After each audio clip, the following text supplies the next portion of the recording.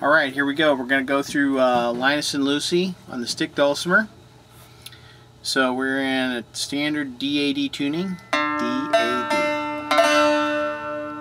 Okay. Let's start up close here because we're gonna do something a little different. We're kind of gonna do like an arpeggio. Okay, arpeggio is like an individually notated chord. Okay, and this song kind of revolves around triplets. So here we go. We're going to do the first line, and you're going to be playing all the strings open for a little bit, okay? All it is 1, 2, 3, 1, 2, 3 for the first part. And that's it. And I would suggest you sit down and practice this. Just start playing individual strings. Now, we've been doing some strumming and stuff. Go ahead and start practicing just hitting your individual strings nice and clear. You can do a couple of things. You can use your hand, fingers down here to kind of secure your hand, so it's kind of got a rotational stability here. Gives you something to hold on to, you know, while you're, so that you can pick individually. Something to sort of do that too. It's probably best to keep your hand free, but I think for control, it's nice to have an anchor, you know. So let's do that first line.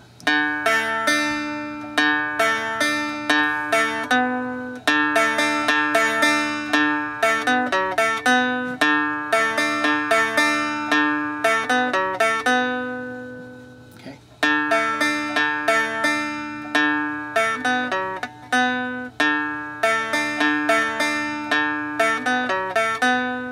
Okay. I'm going to move up here and just show you what's going on up here.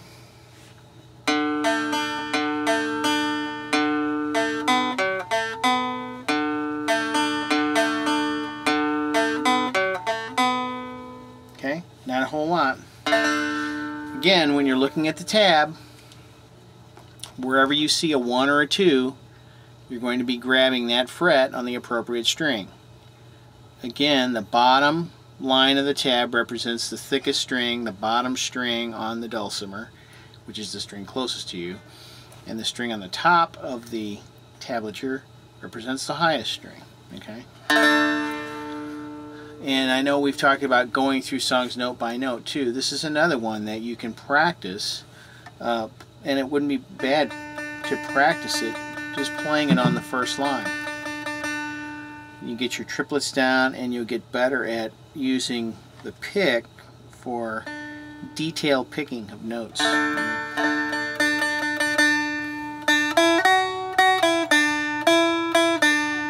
Okay, so this song, like I said, you know, the main motif is this da da da da da da da, and it's triplet, triplet, triplet, triplet.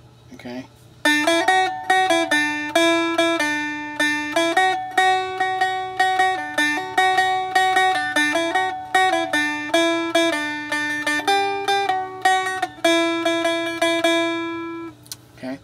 I just played the first 4 lines of what I've got tabbed out here on the first string. So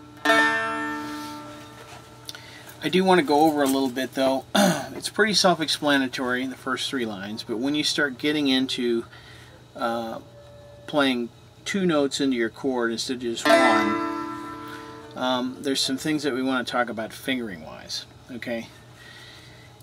Because this instrument has some missing frets, you've got a longer reach between frets, okay? And so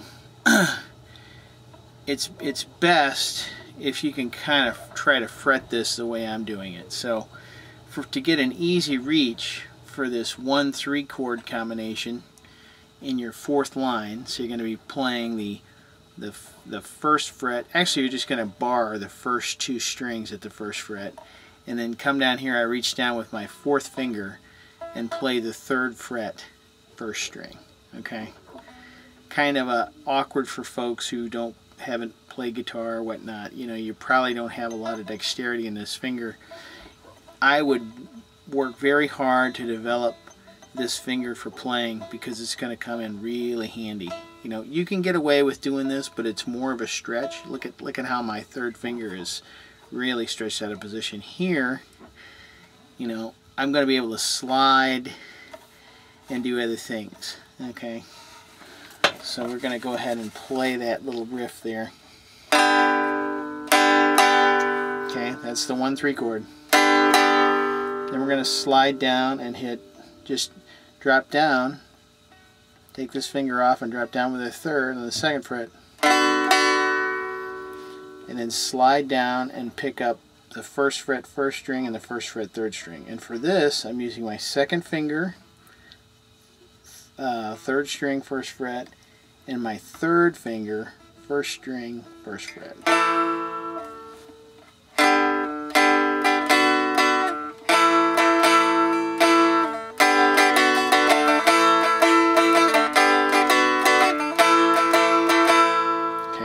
Just kind of finger that for you.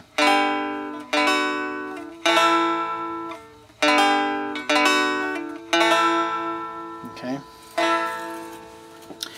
And then from here, we go right back into the same thing. We launch back into the same thing, except we're going to play it on the 3rd string now, which gives us a lower tone, gives us a feel like we've changed keys when we really haven't.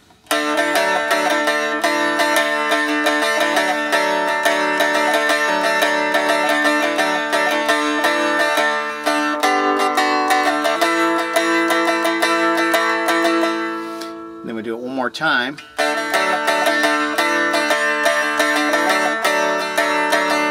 Okay, then we launch into another signature motif out of this piece, this.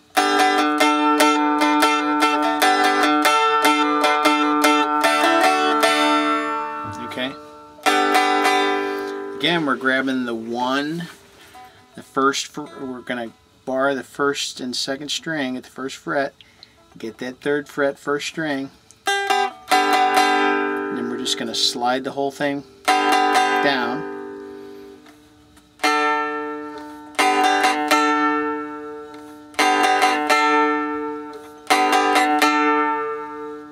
Okay. Then I'm sliding down to the 3rd fret 2nd string with my 1st finger. Then I'm using my 3rd finger, 4th string, or 1st string, 4th fret, and then I'm going to use my 4th finger again to play this 5th string with a hammer on.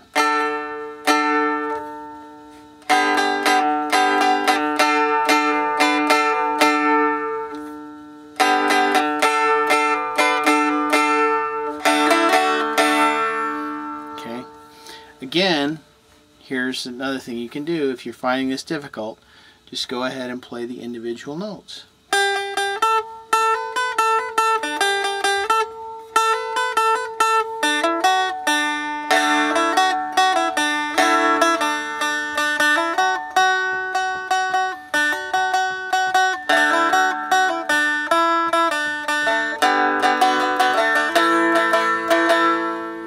Okay. Look at my hand. You can see what I'm doing here. So I'm using these 2 strings, and these 2 fingers, and I'm holding them against the body of the instrument, and I'm using it as a pivot. You know, so it's giving me a reference point, and it's giving me something to pull with. Okay. A lot of people will tell you not to touch the body of the instrument, not to use it. You know, you want to be able to have complete freedom in your hand. Yeah, I can see that, but in a situation like this, it might be helpful when you're learning.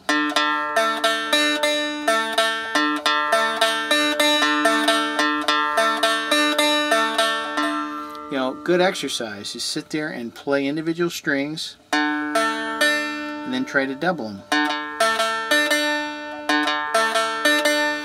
It's about pick control at this point. Remember, we've talked about, we went back way back and started doing the strumming, the rhythmic strumming. Now we want to start picking individual notes and having the ability to play, to accentuate the melody and then throw in a few chords, you know.